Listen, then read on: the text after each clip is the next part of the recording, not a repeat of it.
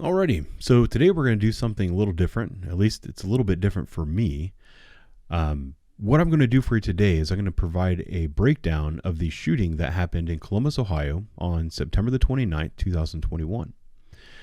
One of the reasons I'm choosing this particular shooting to talk about is because when I posted it the other day, there were a lot of people very confused about what was going on. A lot of people who were verified law enforcement individuals who had some very critical things to say about these officers. The unfortunate thing about a lot of those comments and those commentors is that they don't understand what was happening. And that's why they had these criticisms.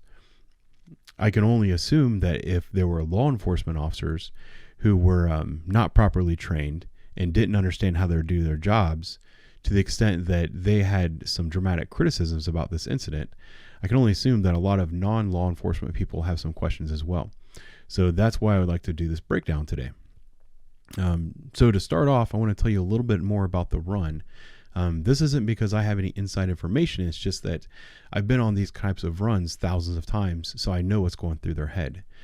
So the officers were dispatched on what was known at the time as an unknown call or unknown complaint. 911 operators received a call from a woman who just kept saying stop, stop, stop over and over again, and then the line eventually went dead.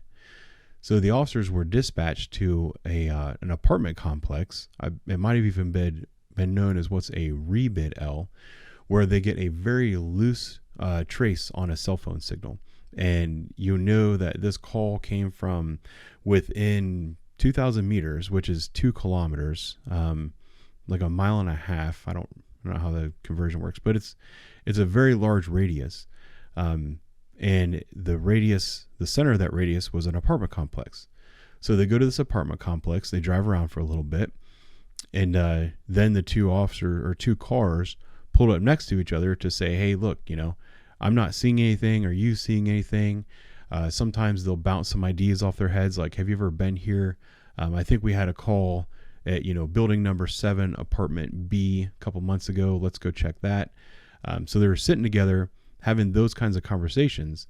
And that's when the dispatcher comes back on the air and says, this phone number has a history of domestic violence calls, and then says, hey, we got a hold of the victim again. She's going to come out and talk to you. So that's where we are right now when the video starts. Q Queen 2, she's coming out to talk to you. Okay, here she comes down. Kyle Dean, and Annie has a 33A. I don't know what time. What's going on?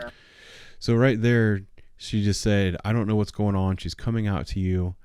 She's saying that he has a 33A, and the code 33A for the Columbus Police Department means that he has a knife. Who are you, young lady? Huh? Are you the manager here? He's in there. Okay, who are you? So they didn't know if she was the actual victim of the call or if she was someone who witnessed something going on and was coming out to talk to him. It's pretty common in these kinds of apartment complexes in some of these neighborhoods that might see a little bit higher crime. It's pretty common for apartment complex managers to come out and talk to officers. And then she said he's in there.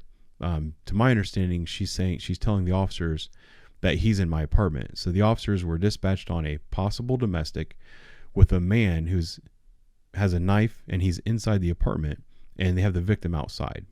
So now they're sitting there talking to her, trying to get whatever information they have. Okay, she's not the manager. Okay, so what's going on? You got her. So Okay, he's trying to copy. kill me with a knife. I called my grandma. I don't know if she was the one that called you guys, or maybe my phone did, because I was holding on to it so tight. And yeah, we're not supposed to be around each other, honestly. And I came. What do you mean you're not supposed to be around one another? So what's going on right now is the officer is listening to what she's saying, and he's trying to decide what crime has been committed, or if in fact there has been a crime. That will dictate what they do next. Because if you have a person who's inside a residence and you don't have an arrestable offense or a warrant, you can't necessarily go in and get them. So she already told him he has a knife. He tried to kill me. A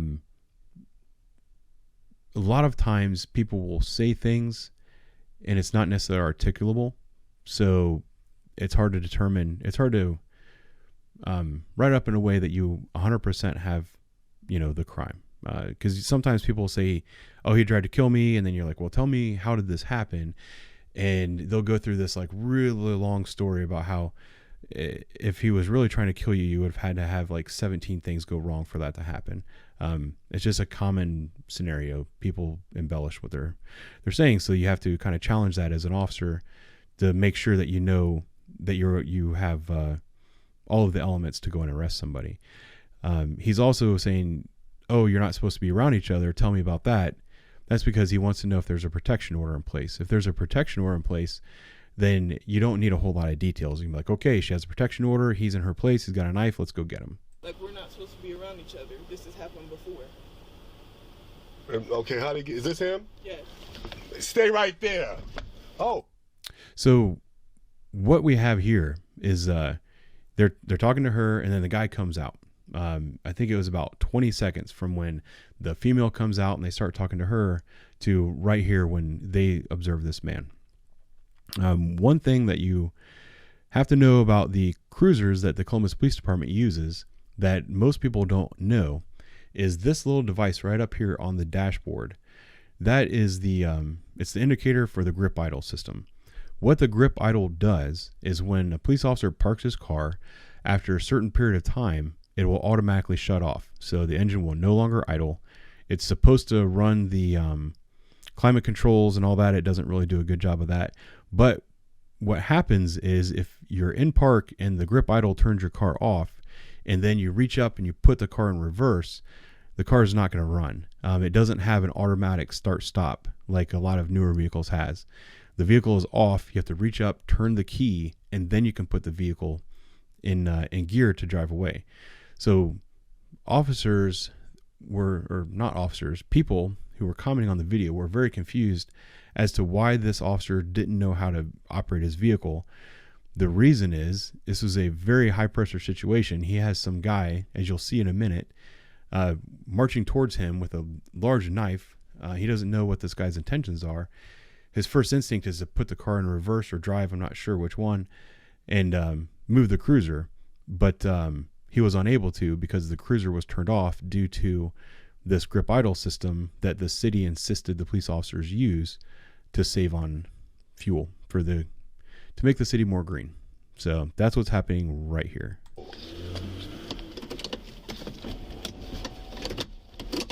Shit. So he realized that the car's not going to move. I don't know if he just had a brain freeze where he didn't realize he had to reach up and turn it on, or he decided, you know what, I'm safe in my car. I don't have time to turn it on. I'm going to get out right here, but I need to get on the air, tell somebody what's going on. So he just grabs his mic and says 10-3. 10-3 means officer in trouble. That's a signal to every car on the zone that is not doing anything, that they need to get their butts over to where you are because you're in trouble. It also means if you're doing something that's not important, you drop what you're doing and you get to where they are. That's all you need to say is your car number and 10-3, and people start going your way. 9-4, 10-3. Copy 10-3 and 9-4, 10-3. 2-4, Stop it. 6-9, Cumberland Parkway East. 4-6-9, apartment East, please.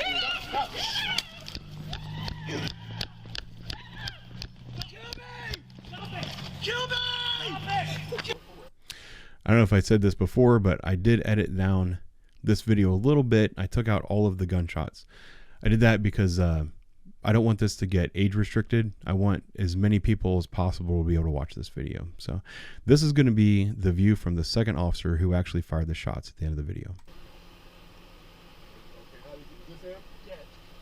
Stay right there.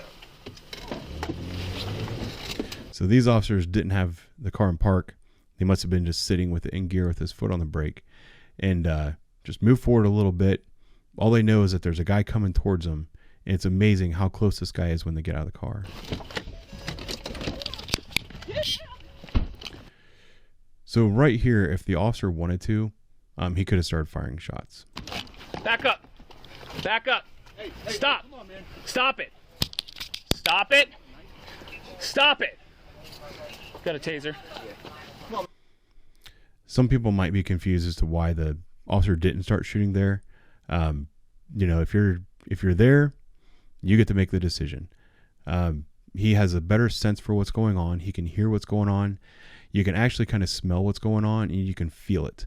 The guy was being strange. He appeared to be trying to cut his throat with a very dull knife. Was not effective. Even though he wasn't listening to commands, he wasn't charging the officer. So the officer did his best to fall back and then asked his partner to get the taser out. They were trying to save this guy's life. Stop! Then when the guy starts charging after this female, I don't know if the officer was concerned about backdrop or what he was thinking. It is what it is. Stop! Stop! It was about 3/4 of a second that is behind that guy when they were in that proximity. So I would like to see people make decisions faster. If you're not there, it's very hard to judge what's going through their heads. Stop it! So this is going to be the view from the second officer who had his taser in his hand. And there's a lot of questions about what he was doing, and hopefully I can help explain that.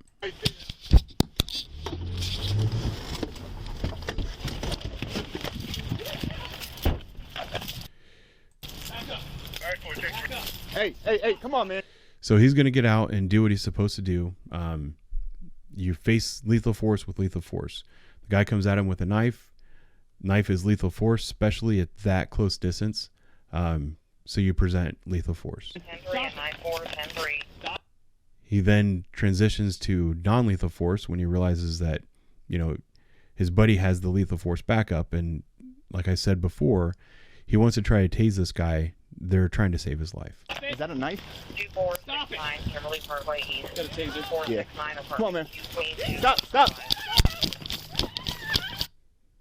All right, so right here, if you look at this, these are taser wires. I saw more than one comment with people saying those officers need more training, or they're saying things like, why wouldn't you have your taser ready to go when you get out of the car? Because in a minute, you're going to see the officer fumbling with his taser. As soon as the guy took off, this officer here with his taser tried to deploy the taser. The taser was not effective. Taser is not 100% an effective tool. That's why in a lethal force situation, you only deploy the taser if you have lethal force backup, like he had with his partner here. So he was on the run, shooting his taser at a person on the run, and missed. Either he missed or he got one probe. There's a lot of things that could go wrong with the taser. Stop! Stop it! Kill me! Stop it! And right here is the part that people started freaking out about, because they can see that he's over here fiddling with his taser. What he's trying to do is get that taser cartridge off of the front and get the taser cartridge off the bottom to put it in here so he can hopefully get a couple probes in this guy. The problem is this is a very short distance. He didn't have a lot of time to use his tools. As we'll see, the video is going to cut off right before the shots happen. But he was doing his best to put a new taser cartridge in there and get to work, because he knew what he was doing. He fired the taser already. The taser was ready when he got out of the car. It's just that first one missed. So I'm going to go back a little bit and play that in real time. Just a little bit more. So right there, he's trying to reload the taser while he's running. Stop it! Kill me! Stop! The other thing he might have done is, after that taser missed, he might have considered holstering it and drawing his weapon, and then he decided against it. There were a lot of people making a lot of comments with, let's just say that they were not properly educated on what was going on. So they were criticizing the officers, saying that they didn't have proper training. But the people making the comments, if they were trained to the level that these officers were trained, they would have known better than to make those comments. That's all I'm going to say about that. Thanks for watching. I'll talk to you soon.